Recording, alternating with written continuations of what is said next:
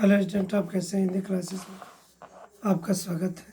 आज जो पाठ पढ़ाने जा रहे हैं उस पाठ का नाम माटी वाली है, जिसको विद्यासागर नौटियाल ने लिखा है। पाठ का सारांश। माटी वाली नामक पाठ विस्थापितों की समस्या पर आधारित है।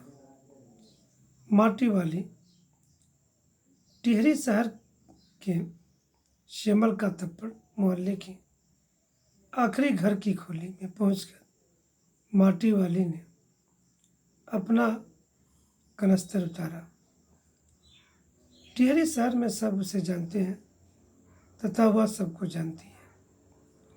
वह सबको लिपने वाली लाल मिट्टी पहुंचाती है। उसी के कारण लोगों के चूल्हे जलते हैं। उसके बिना लोगों को लिपाई की समस्या पैदा हो सकती है। लाल मिट्टी पहुंचाने वाली वह अकेली औरत है। शहर में कहीं माटा खान है नहीं। नदियों के तटों पर रेतीली मिट्टी है जिससे लिपाई नहीं हो सकती। इसलिए नए नए किराएदार भी उसकी मिट्टी देखकर उसके ग्राहक बन जाते हैं। वह हरिजन परिवार की नाटे कद की एक बुढ़िया है। माटी वाली का रोटी छिपाना। घर की मालकिन ने उसे कच्चे आंगन में मिट्टी उड़ेलने के लिए कहा। माटी वाली ने अपना कनस्तर एक कोने में उड़ेल दिया। मालकिन ने उसे खाने के लिए 2 रोटियां दी और उसके लिए चाय लाने रसोई में चले गए। पीछे से माटी वाली ने इधर उधर देखा और एक रोटी को सिर पर रखे कपड़े में लपेट लिया। मालकिन के आने पर यह यूं ही मुँह चलाने लगी मानो रोटी खा रही हो। उसने सोचा कि वह एक रोटी अपने बूढ़े को दे देगी। मालकिन ने उसे चाय देकर कहा कि वह चाय के साथ रोटी निगल ले, आज साग नहीं है। माटी वाली बोली, चाय भी बहुत अच्छा साग है।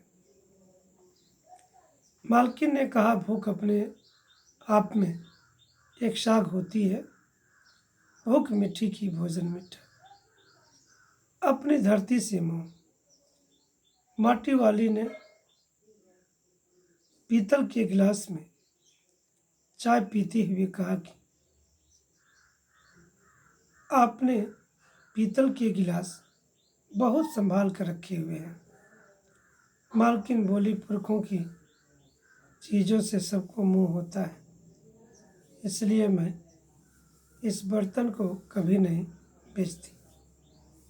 मैं तो यह सोचकर पागल हो जाती हूँ कि उस उम्र में इस टिहरी शहर को छोड़कर हम कहाँ जाएंगे। माटी वाली बोली, जमीन जायदादों के मालिक तो किसी न किसी ठिकाने पर चले ही जाएंगे, परंतु मेरा क्या होगा? मेरी तरफ कोई देखने वाला भी नहीं है। चाय पीकर माटी वाली दूसरे घर में चली गई। वहाँ से मिट्टी ले आने का आदेश दिया। साथ में 2 रोटियां भी मिली। उसने उन्हें भी कपड़े के छोर में बांध लिया। बूढ़े की मृत्यु। माटी वाली का गांव शहर से दूर था। पैदल पहुंचने में 1 घंटा लगता था। वह सोचने लगी, घर जाकर पहले प्याज को पीसकर तलूंगी, फिर बूढ़े को खाने को दूंगी। कैसे मेरे इंतज़ार में बैठा रहता है। रोज़ की उसकी यही दिनचर्या है। वह मिट्टी खोदने, पहुंचाने और वापस आने में रात कर देती है। उसके पास न अपना खेत है न जमीन। उसकी झोपड़ी ठाकुर की जमीन पर खड़ी है, जिसके बदले उसे बेगार ढोनी पड़ती है।